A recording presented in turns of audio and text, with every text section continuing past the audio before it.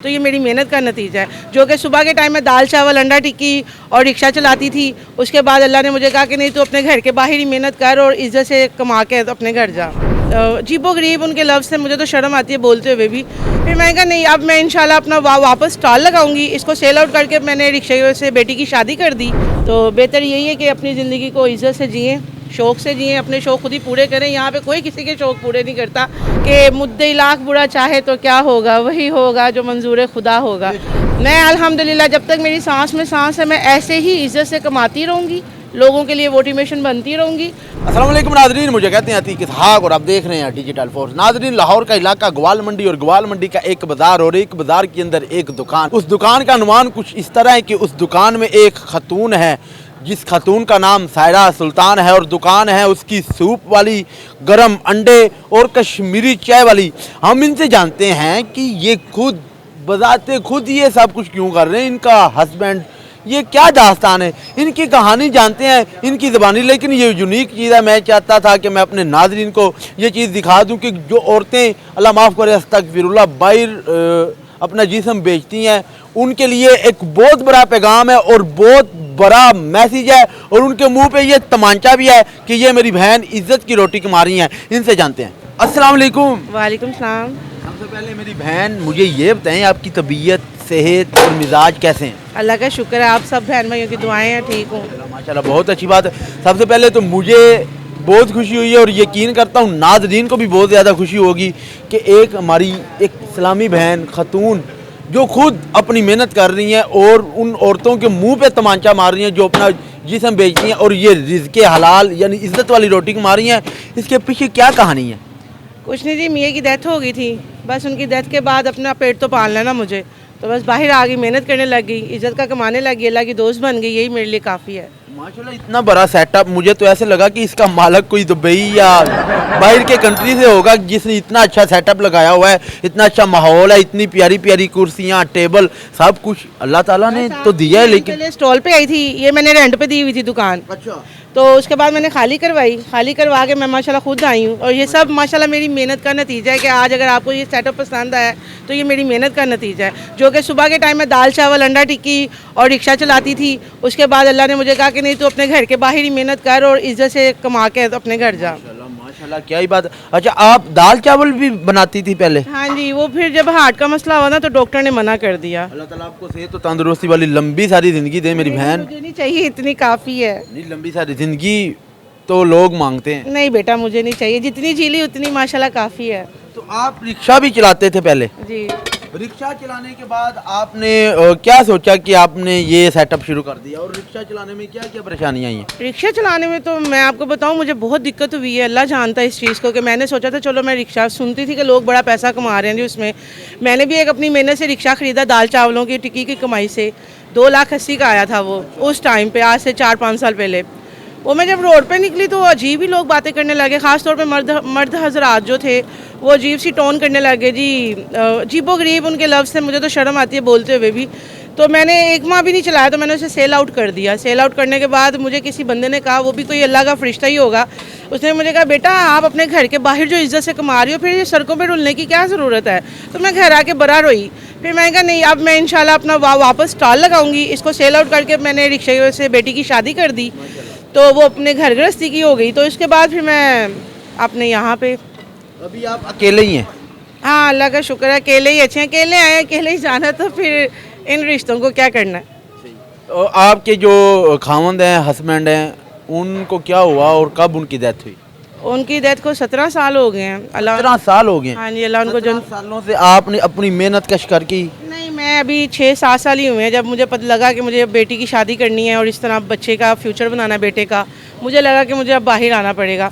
तो फ्यूचर तो उन बेचारों के नहीं बने, अल्लाह उनको हदायत दे, लेकिन कोशिश मैंने की है। लेकिन देखे ना, अल्लाह पाक ने, नबी करीम सल्लल्लाहु अलैहि वसल्लम ने फरमाया कि जब तुम्हें नेकी का बदला बदी में मिले तो समझो मैंने तुम्हारी नेकी कबूल की। तो मुझे अल्लाह पाक ने उनकी कफ़ालत के लिए चुना था, वो मैंने कर दी।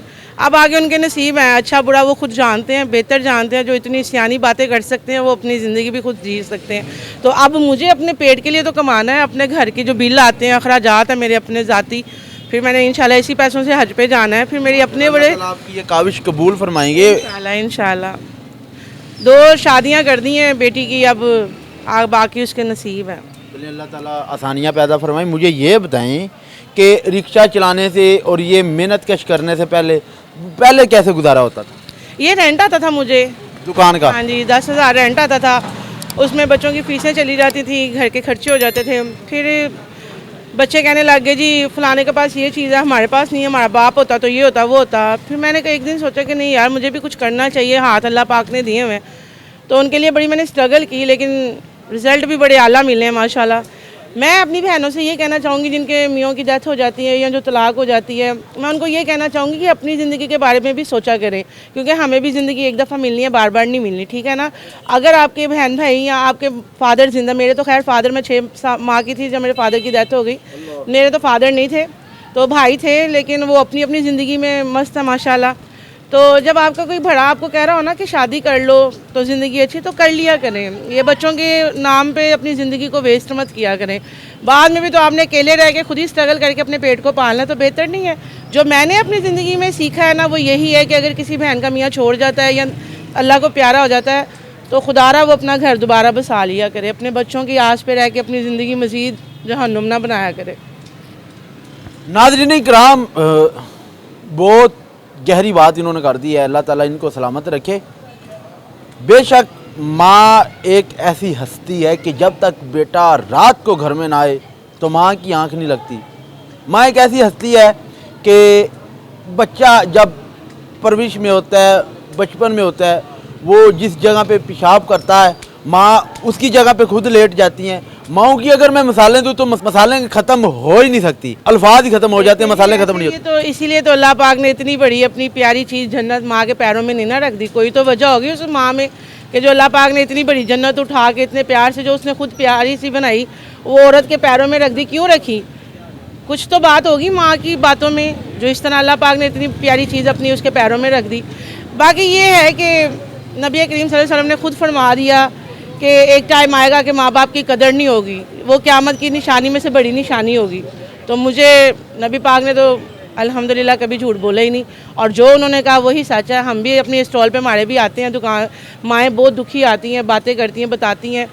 तो मैं भी उन्हीं माँ में से एक माँ हूँ। लेकिन बस ठीक है, आप अपनी ज़िंदगी जब दूसरे इंजॉय कर सकते हैं तो आप लोग क्यों नहीं इंजॉय कर सकते? आप लोगों को भी अल्लाह ने राइट दी है, जिए शौक़ से जिए, लेकिन अल्लाह के हुक्मों के अंदर रह के जिए, वो ज़्यादा मज़ा आएगा, उसमें अल्लाह भी आपको सपोर्ट करेगा। ये मेरी खुद की बीती हुई बातें हैं जो मैं आपसे इसलिए शेयर कर रही हूँ। मैं आज हूँ कल नहीं हूँ, लेकिन जो देखे अच्छे लफ्ज़ों में याद करें, ना कि बुरे लफ्ज़ों में।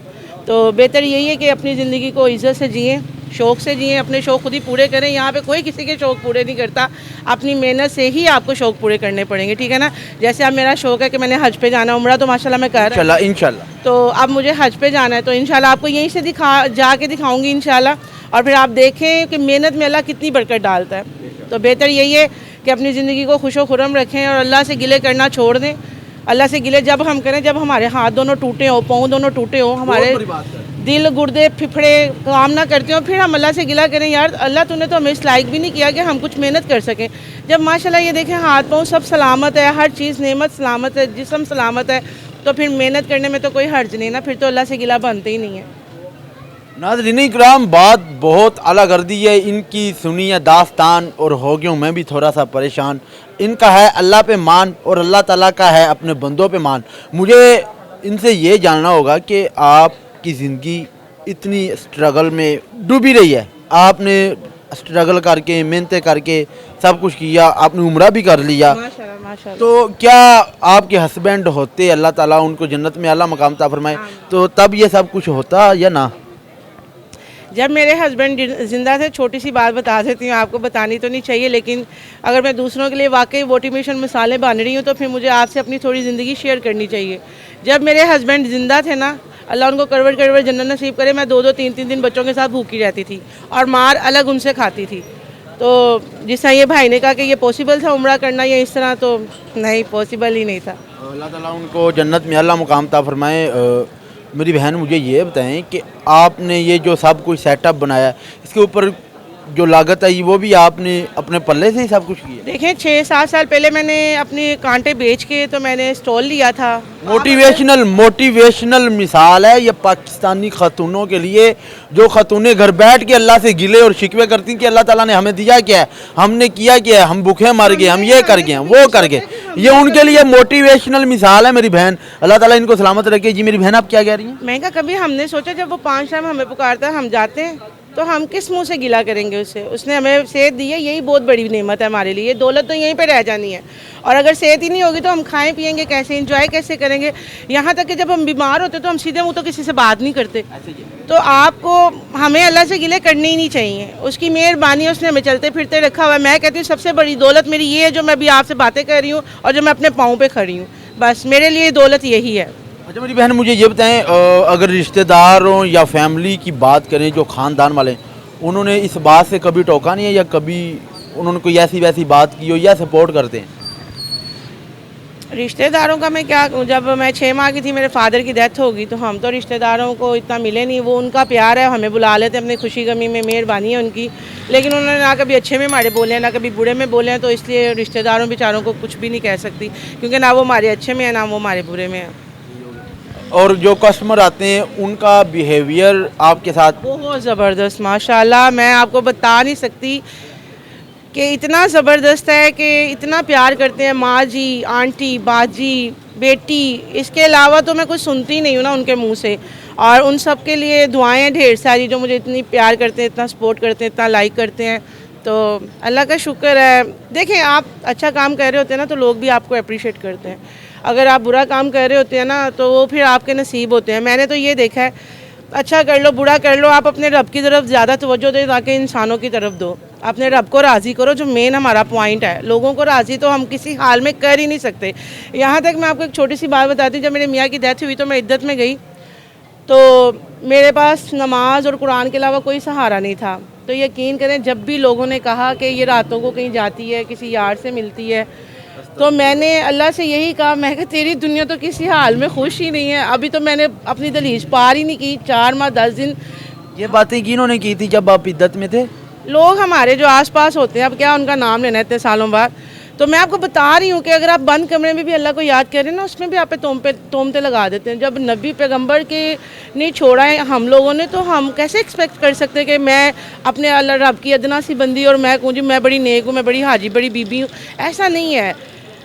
व तो इज़्ज़ु मन तशा व तो ज़िल्लु मन तशा, इज़्ज़त देने वाला भी मेरा अल्लाह, ज़िल्लत देने वाला भी मेरा अल्लाह। हमें ये देखना है कि हमारा रब हमें देख रहा है, बस यही काफ़ी है हमारे लिए, ना कि हम लोगों को अपनी सफाइयाँ पेश करते फिरे, मज़ा नहीं आता। बिल्कुल बहुत बड़ी बात कह दिया। व तो इज़्ज़ु मन तशा व तो ज़िल्लु मन तशा, इज़्ज़त देने वाली और इज़्ज़त लेने वाली ज़ात अल्लाह की है। मेरी बहन मुझे ये बताएं कि आपने एक मर्दों वाली हैसियत संभाल रखी है। आजकल के दौर में एक मर्द भी इस तरह टाइम नहीं देता, उसके भी यार दोस्त बेली उसे कि आना जाना होता है। तो आप एक खतून हो कि मोटिवेशनल मिसाल बन गई हैं, तो इस चीज़ पे फ़ख्र भी होता होगा, खुशी भी होती होगी, जज्बा भी आता होगा और ख़ुद पे प्यार भी आता होगा। तो ये जब ये सब कुछ आ जाता है तो फिर क्या फील करते हैं? मैं सबसे पहले अपने रब का शुक्र अदा करती हूँ, उसके बाद मैं कहती हूँ कि फीलिंग्स क्या आनी है। मैंने हालांकि जिस चीज़ें से अपने बच्चों को पाला है ना, उनको मेरे पैर धो धो के पीने चाहिए, लेकिन उनको मेरा ये मेहनत करना, मेरा काम करना बहुत तोहीन लगता है। यहाँ तक कि मैं अगर उनके साथ कहीं बाहर चली जाऊँ ना तो वो कहते थे साइड पे होके खड़ी हो, लोग ना देख लें। तो इस वजह से मैंने उनको आज़ाद ही कर दिया। मैं कहा जाओ बच्चों, तुम्हें पाल दिया, अब कमाओ और खाओ, देखते हैं तुम लोग कमा के कैसे खाते हो। तो जब मेहनत करने वाली औरत के साथ उसकी औलाद इस तरह करेगी तो मैं कभी कभी सोचती हूँ कि वो जो 2 नंबर काम करती हैं उन बेचारियों की औलादें उनको क्या करती होंगी, उनको तो सड़ी फाड़ देती होंगी। तो खैर अल्लाह बेहतर करे, ये दुनिया है, इधर यही कुछ है, आप किसी से अच्छा एक्सपेक्ट नहीं कर सकते। बेहतर यही है अपनी लाइफ को जिए, अकेले आए अकेले जाना है। तो ये रिश्तेदारी, ये दुनियादारी, ये बच्चे, ये मियाँ, ये माँ बाप सब इसी दुनिया में मिले थे और इसी दुनिया के साथ फना हो जाना है।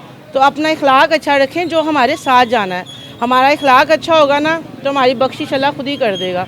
और इखलाक में क्या है, आप किसी की लाइफ में इंटरफेयर ना करें, आप किसी को बुरा भला ना कहें, आप किसी की बदखोही ना करें, आप अपने काम में इतना मगन हो जाएं कि अल्लाह आपसे राज़ी हो जाए। फिर अल्लाह आपसे पूछे कि जी, वो कहते हैं ना, एक बड़ी अच्छा शेर है, मुझे अपने बचपन से ये शेर बड़ा पसंद है कभी मेरे साथ बहुत बुरा होता रहता है, तो फिर मैं ना एक शेर याद कर लेती हूँ और अपने अल्लाह पे पूरा ईमान रखती हूँ इस चीज़ का कि मुद्दे लाख बुरा चाहे तो क्या होगा, वही होगा जो मंजूर खुदा होगा। तो मेरी ज़िंदगी तो इतने से लफ्ज़ से गुजरी जा रही है और गुजरती रहेगी इंशाल्लाह। जो चाहते हैं ना कि मैं दुकान बंद कर दूँ, मैं मेहनत ना करूँ, तो मैं भूखी मर जाऊँ, ऐसा कोई सीन नहीं है। चाहे वो औलाद है, चाहे मेरे घर वाले हैं, जो भी हैं, मैं अल्हम्दुलिल्लाह जब तक मेरी सांस में सांस है मैं ऐसे ही इज़्ज़त से कमाती रहूँगी, लोगों के लिए मोटिवेशन बनती रहूँगी और अपने रब को राज़ी करती रहूँगी। अगर शैतान बीच में आके कहता है कि बंद करके दूसरे रास्ते पे, तो लानत भेजती मैं ऐसी कमाई पे और ऐसे सोचने वालों लोग जो ऐसा सोचते हैं उन पे, और मेहनत करूँगी जब तक मेरी सांस में सांस है बस। इंशाल्लाह इंशाल्लाह। सायरा बाजी माशाल्लाह बहुत बहुत मोटिवेशनल बातें भी कर दी हैं, मोटिवेशनल मिसाल तो आप हैं ही हैं। तो सायरा बाजी मुझे ये बताएं कि लोगों को टेस्ट भी पसंद आता है? माशाल्लाह बहुत आला मेरी तो कोशिश होती है, अब आगे उनका अपना अपना टेस्ट होता है सबका, लेकिन कुछ आते हैं अच्छा भी कह देते हैं, कुछ आते हैं बुरा भी कह देते हैं।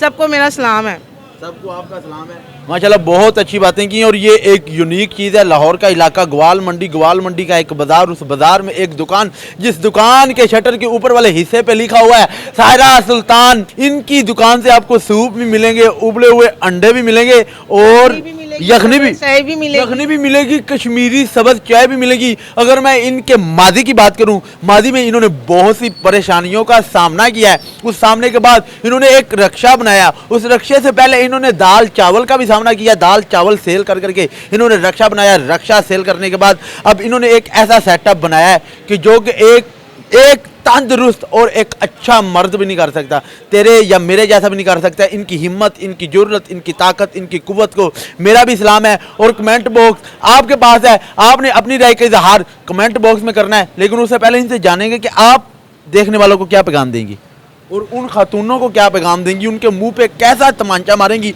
जो रिज़्क कमाने के लिए अपना जिस्म बेचती हैं। अल्लाह माफ़ करे, अल्लाह ताला उनको हिदायत दे। हो सकता है उनकी कोई मजबूरी भी हो, लेकिन मजबूरी के बाद ये कदम तो उठाना नहीं चाहिए। उनको क्या पैगाम देंगी? इस मामले में मैं माजरत है डिस्कस नहीं करूँगी। देखें, हमें नज़र कुछ आता है, पीछे होता कुछ और है। जिम्मेदारियाँ होती हैं, छोटे बहन भाई होते हैं ऐसों के, फिर पता नहीं क्या क्या इनके मामलात होते हैं। मैं उनका बुरा कह के अपने खाता नहीं खोलूँगी। मैं ये कहूँगी कि अगर वो मेरी बहनें राह रास्त पे आ जाएँ तो अल्लाह उनको ज़्यादा पसंद करेगा। वो इस वजह से कि हमने सदा दुनिया में नहीं रहना और ये जिस्म भी उसी की अमानत है। जब उसको ये करना पसंद ही नहीं तो हमें ये करना ही नहीं चाहिए। हाँ, ये उसको पसंद है मेहनत करना, आप आलू चने भी लगा लेंगी ना, उसमें भी आपकी मदद करेगा। तो ये मैं इस बारे में कुछ कह ही नहीं सकती, हर एक की अपनी मजबूरी। देखने वालों को क्या पैगाम देंगे? देखने वालों को मैं यही कहूँगी कि इसी तरह अपनी बहन को लाइक करते रहें, सपोर्ट करते रहें, क्योंकि जो लोग कहते हैं कि आप तो हीन हो गई हो, कमाने लग गई हो, मेहनत करती हो, आपकी बड़ी चर्चा होने लग गई है, लोग आपको बड़ा लाइक करने लग गए, तो मैं चाहती हूँ मेरे बहन में मुझे ज़्यादा प्यार करें और मुझे ज़्यादा इज़्ज़त दें, ताकि ऐसे लोगों के मुंह पे चमाटे लगें जो फजूल बकवास करते हैं अपने ख़ास तौर पे अपनी माँ के लिए। इंशाल्लाह जी, मेरी दुआएं और आप सब की दुआएं इनके साथ हैं। अल्लाह इनको सलामत रखे। इन्होंने ये जो कदम उठाया हुआ है, इस कदम, एक टाइम था कि मैंने पहला इंटरव्यू जब किया था ना, तो मैं उसमें रो पड़ी थी। शायद मेरे जानने वालों ने देखा होगा, वो भी सर्दियों के दिन ही थे, तो मेरे बच्चे जब बहुत छोटे छोटे थे, तो मैं रो पड़ी थी कि मेरे बहन भाइयों ने मुझे सपोर्ट नहीं किया, मेरी मदद नहीं की। तो मैं अल्लाह का शुक्र अदा करती हूँ कि मेरे बहन भाइयों ने अच्छा किया, मुझे सपोर्ट नहीं किया, बहुत अच्छा किया। अगर वो सपोर्ट करते तो आप उनके सपोर्ट पे ही रहते। आज मैं मोहताज होती, कभी महीना आ जाता, कभी नहीं आता, कभी खा लेते, कभी ना खाते। आज मैं अपने बहन भाइयों का इसी कैमरे के थ्रू शुक्रिया अदा करती हूँ कि उन्होंने मेरी मदद नहीं की और उनकी मदद चाहिए भी नहीं थी मुझे। अल्लाह सपोर्ट करने वाला है, अल्लाह इज़्ज़त देने वाला है, अल्लाह ज़िल्लत देने वाला है। और जिनके लिए मैंने ये लफ्ज़ बोले थे, जी मेरे बच्चों के लिए ये नहीं किया, मेरे बच्चों के लिए वो नहीं किया, तो आज मैं कहती हूँ कि ना ही किया करें तो बेहतर है। जब सिला ही नहीं मिलना तो करने का क्या फ़ायदा। इतनी अच्छी ज़िंदगी दे के भी अगर आपको जूते ही पड़ने हैं तो बेहतर यही है कि जब तक आपकी सांसें हैं ना, आप औरों की मदद कर दें। मैं अपनी लाइफ में जो देख रही हूँ ना, मैं कहती हूँ कि यतीमों की कफ़ालत कर दी मैंने जितनी करनी थी। बस जो सिला मिला वो बहुत अच्छा मिला, बहुत नियाब मिला। तो अल्लाह इन लोगों को नेकी की हिदायत दे। अब मैं जीऊँगी दूसरों के लिए, यानी कि मैं अपनी नेकियां नहीं बताने लगी आपको, मैं आपको बताने लगी कि मेरी ज़िंदगी का ये मकसद नहीं कि मैंने खुद ही केली नहीं खाना है। मैं कुछ ऐसे घरों की मदद किया करूँगी जिनकी लोग मदद नहीं करते। तो औरतें बाहर नहीं जा सकती, जो बेचारी सेहतमंद नहीं है, मैं अब उनके लिए मोटिवेशन अगर बन रही हो, अल्लाह मुझे इज़्ज़त दे रहा है, तो इसमें भी कोई मकसद होगा मेरे अल्लाह का। तो मुझे पता है कि मेरे अल्लाह का मेरे लिए क्या होगा। तो मैं अब दूसरों की मदद करूँगी ताकि उनकी दुआएं मेरे लिए आखिरत का बख्शिश का ज़रिया बने, और बाकी नसीब है। जी मेरी बहन, इंशाअल्लाह ताला अल्लाह ताला आपके कारोबार, माल, जान, इज़्ज़त आबरू में बरकत फरमाए और आपको दिन दुगनी रात चुगनी तरक्की दे। अल्लाह ताला आप पे अपनी रहमत की चादर बिछाए और अल्लाह ताला आपको मदीने बुलाए। रहमत के आमीन। रहमत की चादर ही है ना, माशाल्लाह अपने पैरों पे खड़ी हूँ, माशाल्लाह खुद कमाती हूँ। अंदर अभी खाना बना के आई हूँ मैं अपने लिए, क्योंकि डॉक्टर ने मना कर दिया कि वो मेरे ये टॉन्सिस वगैरह हो रहे हैं, तो बाहर का खाना नहीं खाना। मैं अपना खाना भी बना के लाई हूँ, अपने बहन भाइयों के लिए सूप यखनी चाय भी बना के लाई हूँ। अब घर जाऊँगी, खाना भी खाऊँगी रात को। तो सारे काम जब मैं खुद करती हूँ माशाल्लाह, तो फिर ज़रूरत क्या है किसी की शक्ल देखने की, चाहे वो औलाद है, चाहे बहन भाई, चाहे जो भी हैं, ठीक है, वो अपनी ज़िंदगी जिए, हम अपनी ज़िंदगी जीते हैं।